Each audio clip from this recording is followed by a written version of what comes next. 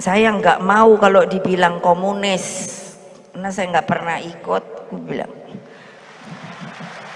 Peristiwa 27 Juli 1996 atau yang disebut peristiwa Kuda Tuli menjadi catatan kelam dalam sejarah PDI. Peristiwa pengambilan secara paksa kantor DPP Partai Demokrasi Indonesia yang kala itu dikuasai oleh pendukung Megawati Soekarno Putri. Tepat pada perayaan 50 tahun PDI Perjuangan, Megawati mengenang peristiwa Kuda Tuli tersebut. Dalam pernyataannya, Megawati mengaku ia dijemput paksa oleh aparat hingga dituding sebagai komunis. Mega mengaku mendapatkan perlakuan yang tak menyenangkan saat itu.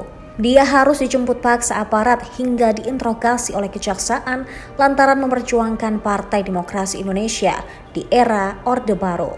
Padahal saat itu ia berpikir bahwa partainya tersebut sah. Dia dibawa paksa oleh aparat ke kejaksaan dan diinterogasi selama 12 jam, sedari pukul 8 pagi hingga 8 malam. Namun yang membuat dia heran adalah pernyataan yang diajukan kepadanya berputar hanya itu-itu saja. Setelah itu, menurutnya kala tersebut tak sedikit pihak-pihak yang kritis terhadap rezim justru disebut komunis. Jika memang dirinya ditangkap, kata Megawati, maka ia ingin dibacakan BAP. Dia pun tak ingin ambil pusing apa yang ditulis aparat. Namun Megawati menegaskan bahwa dirinya bukanlah komunis. Serangan kantor yang disebut Kuda Tuli 27. Lah saya tuh yang bingungnya gini ya, waktu itu kan saya tuh mikir loh, kita nih sah loh kok sampai diserang ki ngopo to yo. Coba pikir ayo Pak Jokowi. Bingung loh saya. Sebenarnya bingungnya ini toto coro apa ini? Loh iyalah. Saya dibawa polisi, ditanyai segala macam, dibawa ke kejaksaan.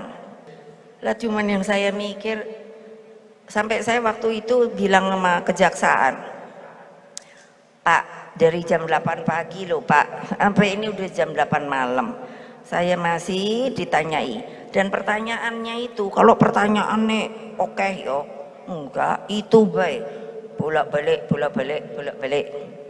Akhirnya saya bilang, lah saya kan punya suami, punya anak toh Pak, kalau memang mau ditangkap, sini bacain BAP-nya, terserah apa yang ditulis, hanya satu. Saya bilang, saya nggak mau kalau dibilang komunis, karena saya nggak pernah ikut. Aku bilang.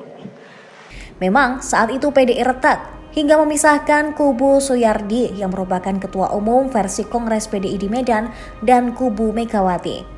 Putri Bung Karno menyatakan diri sebagai ketua umum PDI secara de facto dan dikukuhkan melalui Musyawarah Nasional PDI pada 22 Desember 1993 di Kemang, Jakarta Selatan. Lantaran tak mengakui Kongres Medan, PDI kubu Megawati berupaya menjaga mempertahankan DPP siang malam.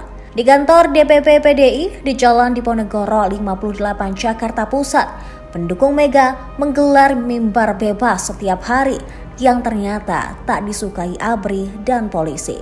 Panglima ABRI Jenderal Faisal Tanjung bahkan menuduh mimbar tersebut sebagai makar. Terkait tudingan itu, Megawati pun membantah. Dia mengaku kegiatannya tak ditutup-tutupi dan tak ada agenda makar. Tiba-tiba pada 27 Juli 1996, masa kubu Soehardi berbondong-bondong menyerbu kantor DPP sekira pukul 6.20 waktu Indonesia Barat. Tak sendirian, ternyata mereka dibantu oleh aparat kepolisian dan TNI. Tak lama setelahnya terjadi bentrokan antara kedua kubu. Masa PDI pendukung Soehardi mulai melempari kantor DPP PDI dengan batu dan paving blok. Kubu lawan membalas dengan benda yang ada di sekitar halaman kantor. Masa pendukung Soehardi akhirnya menduduki kantor PDI.